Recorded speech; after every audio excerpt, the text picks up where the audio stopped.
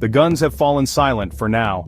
After weeks of brutal conflict, a ceasefire agreement between Israel and Hamas, brokered with the help of the United States and Qatar, has come into effect. This truce, announced on January 15, 2025, offers a glimmer of hope in a region ravaged by violence. It's a fragile hope, tempered by skepticism and the long shadow of mistrust that hangs over the Israeli-Palestinian conflict.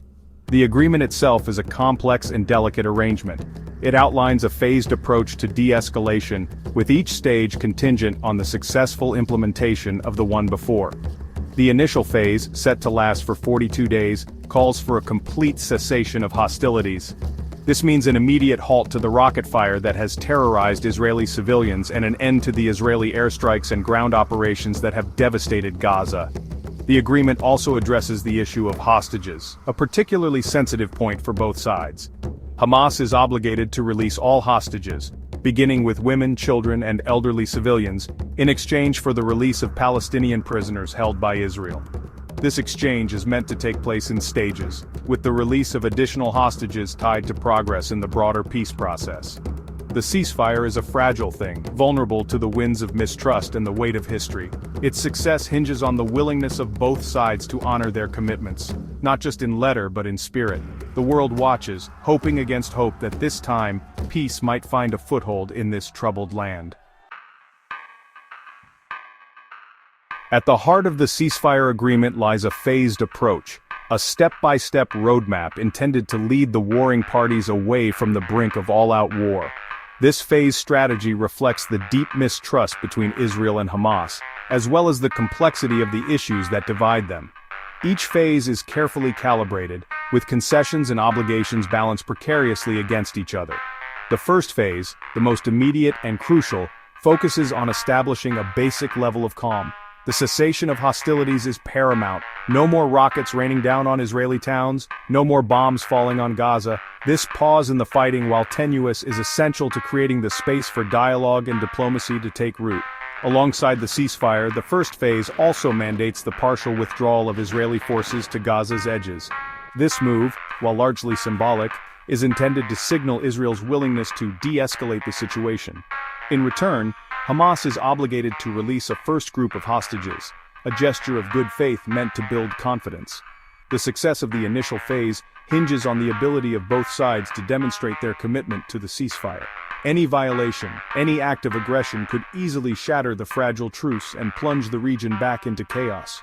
The world watches, holding its breath, hoping that this time, the steps towards peace will be sure and steady. Even as the ink dries on the ceasefire agreement, the sound of gunfire still echoes in the streets of Gaza. Despite the pledges of restraint, both sides have accused the other of violating the terms of the truce. Israeli airstrikes have continued to target what the IDF describes as terrorist infrastructure, while Palestinian militants have responded with sporadic rocket fire into southern Israel. These violations, while troubling, are not necessarily fatal to the ceasefire. They do, however, underscore the deep mistrust that exists between Israel and Hamas, a mistrust that has been hardened by years of conflict and bloodshed. Each side views the other's actions through a prism of suspicion, interpreting every move as a potential threat. The continued violence also highlights the challenges of implementing a ceasefire in the midst of such a volatile situation. With emotions running high and the scars of war still fresh, even the smallest incident can quickly spiral out of control. The danger is that these violations, if left unchecked, could erode the already fragile trust between the parties and undermine the entire peace process. The international community has condemned the ceasefire violations and urged both sides to exercise restraint. The United States, in particular, has played a key role in mediating between Israel and Hamas, working tirelessly to salvage the truce and get the peace process back on track. But the ultimate responsibility for upholding the ceasefire lies with the parties themselves. Only if they can overcome their mutual suspicion and demonstrate a genuine commitment to peace will this ceasefire stand a chance of holding.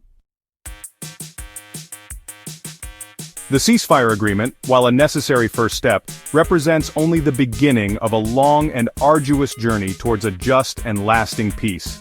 The road ahead is fraught with challenges, from the deep-seated mistrust between the parties to the complex political realities on the ground. Implementing the agreement in full and ensuring its durability will require a sustained and multifaceted effort. One of the most immediate challenges is the need to address the underlying issues that fueled the recent conflict. This includes the plight of the Palestinians in Gaza, who have endured years of economic hardship and humanitarian crisis. Addressing the dire humanitarian situation in Gaza is paramount. The international community must work together to provide urgently needed aid and support the reconstruction of critical infrastructure. Another major challenge is the issue of security. Israel has legitimate security concerns, which must be addressed in any peace agreement. At the same time, Palestinians have a right to live free from fear and oppression. Finding a way to balance these competing needs will require creativity, flexibility, and a willingness to compromise on both sides. Ultimately, the success of the peace process hinges on the ability of Israelis and Palestinians to find a way to coexist peacefully. This will require a fundamental shift in mindset, a move away from the zero-sum mentality that has characterized the conflict for far too long.